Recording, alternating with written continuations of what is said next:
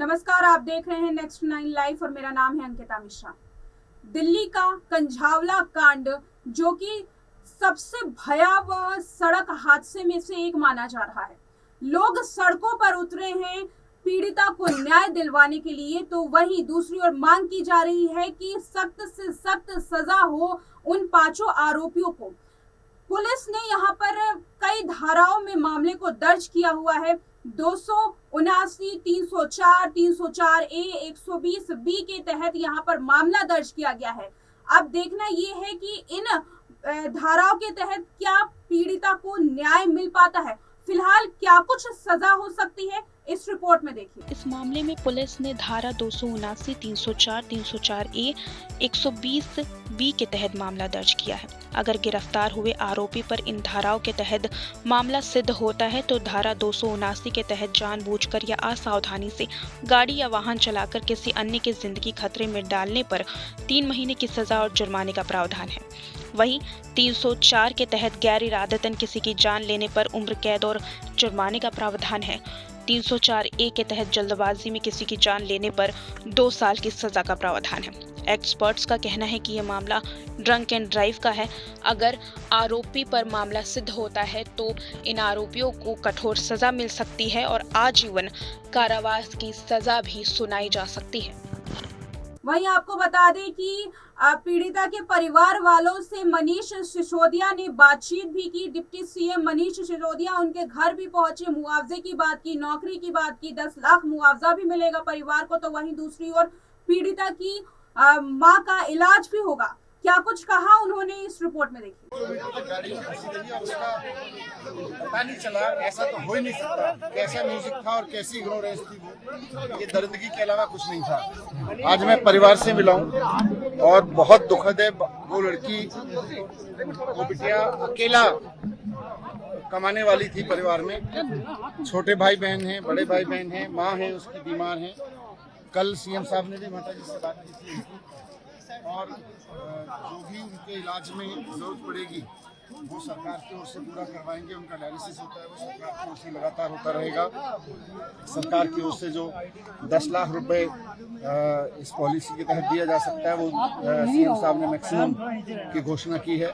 साथ साथ इनके परिवार की यहाँ मांग थी कि भाई हमारे परिवार में किसी व्यक्ति को तुरंत नौकरी पे भी रखा जाए, तो हमने उनके परिवार से कुछ लोगों के कागज लिए हैं और जल्द से जल्द उनको किसी तरह का रोजगार दिलाने की कोशिश करेंगे। उनको अभी परिवार बहुत गरीब है, तो अभी भी कुछ जरूरत है, तो मैंने अपने पार्षदों को और एमएलएज को कहा है कि यहाँ से लोकली सामाजिक रूप से भी तुरंत मदद करें और सरकार की ओर से भी पूरी मदद रहेगी, नौकरी के लिए भी मदद। चाकू मारा गया है, पांडव का तेजाब डालने की कोशिश की गई, लगातार घटनाएं घट रही है दिल्ली में। ये बहुत चिंताजनक है क्योंकि ये अनफॉर्चुनेट है कि इस समय भारतीय जनता पार्टी पूरी तरह से केवल और केवल अपनी सारी शक्तियों को विपक्ष को खत्म करने पे लगा रही है, जबकि इन शक्तियों का इस्तेमाल पुलिस को कंट्रोल करने में होना चाहिए, लॉ एंड ऑर्डर कंट्रोल करने में होना चाहिए। बीजेपी और उनके एलजी, गृह मंत्री जी और उनके एलजी को इस बात की चिंता ही नहीं है कि उनका काम पुलिस के कंडक्ट को देखना भी है, लॉ एंड ऑर्डर को देखना भी है। विकास दर जारी हुई है, दिल्ली टॉप 5 में। कंझावला कांड में पुलिस पर भी बहुत सारे सवाल खड़े हुए। पुलिस की लापरवाही सामने आई क्योंकि वहां पर जो चश्मदीद मौजूद थे उन्होंने कई बार पीसीआर को कॉल करने की कोशिश करी, पर वहां पर उन्होंने कॉल नहीं उठाई। यहाँ पर ये भी सवाल उठता है कि जब नए साल का जश्न मनाया जा रहा था तो वहां पर पुलिस कहाँ थी, क्योंकि इन दिनों में पुलिस को और भी सतर्क होने की जरूरत है, क्योंकि यहाँ पर कई बार ये देखा गया है कि कई सड़क हादसे यहाँ पर शराब के कारण होते हैं। ड्रंक एंड ड्राइव के मामले काफी ज्यादा सामने आते हैं। तो अब यहाँ पर आम आदमी पार्टी हमलावर है पुलिस पर। क्या कुछ कहना है, इस रिपोर्ट में देखिए। वो पुलिस अफसर जिन्होंने एफआईआर सिर्फ एक आरोपी के खिलाफ दर्ज की, वो पुलिस अफसर जिन्होंने कमजोर धाराओं में एफआईआर दर्ज की कि जो आरोपी हैं वो बच्चा है, और वो डीसीपी जिन्होंने आरोपियों को डिफेंड किया। और मैं तो कहूंगी कि जिस तरह से मीडिया वालों को धमकाया गया कि आप रेप की बात मत करिए, मर्डर की बात मत करिए, ट्वीट्स को डिलीट कराया गया, तो हम ये चाहते हैं कि आरोपियों की सजा के साथ साथ एग्जेम्पलरी एक्शन पुलिस अफसरों के खिलाफ भी लिया जाए, कि आगे पुलिस वालों में भी एक डर हो कि अगर वो जनता की नहीं सुनेंगे अगर वो शिकायतें दर्ज नहीं करेंगे, अगर वो लॉ एंड ऑर्डर और सिक्योरिटी मेंटेन नहीं करेंगे, अगर वो दिल्ली की बेटियों का बचाव नहीं करेंगे, तो उनके खिलाफ भी सख्त से सख्त कार्रवाई होगी। Ma'am, did you get any assurances from the commissioner? देखिए, हमें पुलिस कमिश्नर ने कहा है कि वो अभी अपनी इन्वेस्टिगेशन कर रहे हैं, हाई स्पीड पर कर रहे हैं। उन्होंने ये भी कहा है कि जो पुलिस अफसर पाए जाएंगे गिल्टी ऑफ नेग्लिजेंस या जिन्होंने अपनी ड्यूटी ठीक से नहीं निभाई है या आरोपियों को जिन्होंने डिफेंड किया है, तो उन पर भी एक्शन लिया जाएगा।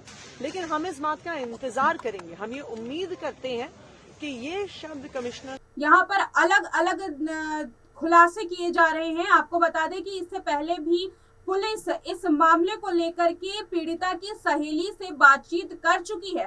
पीड़िता की सहेली यहाँ पर पूछताछ में जहाँ पूरा सहयोग दिखाई दे रही है, सहयोग देते हुए पुलिस के साथ दिखाई दे रही है, तो वहीं पीड़िता की सहेली की लापरवाही भी सामने आ रही है। उसने साफ तौर पर कहा कि जब ये हादसा हुआ तो वो वहां से भाग गई, जबकि उस पर सवाल उठाए जा रहे हैं कि जब इतना बड़ा हादसा हुआ था वहां पर वो मौजूद थी और उसकी बहन चिल्ला रही थी, तो आखिर वो किस तरीके से भाग सकती है? क्या उसने मदद की गुहार नहीं की? क्यों आखिर वो ऐसे ही चिल्लाते हुए अपने दोस्त को छोड़ करके चली गई?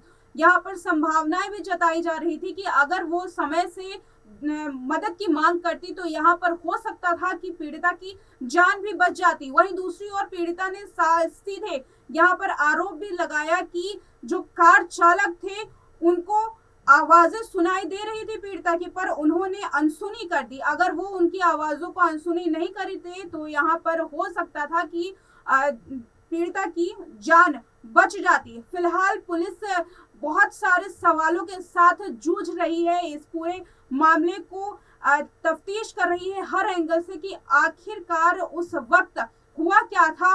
और यहाँ पर एक सीसीटीवी फुटेज भी वायरल हुआ जिसमें दोनों के बीच में, दोनों सहेलियों के बीच में लड़ाई भी नजर आ रही है। यहाँ पर जो जिस होटल में वो लोग रुके थे वहां पर उनके मैनेजर्स का भी कहना है कि यहाँ पर दोनों लड़कियां आई थी और दोनों में खूब लड़ाई भी हुई। अब पुलिस इस मामले को इस एंगल से भी देख रही है कि क्या पीड़िता की दोस्त भाग गई उसे छोड़ करके, तो कहीं ना कहीं क्या इसकी वजह दोनों के बीच में हुआ झगड़ा था? यहाँ पर क्या सच में उसकी लापरवाही है या कि सिर्फ डर?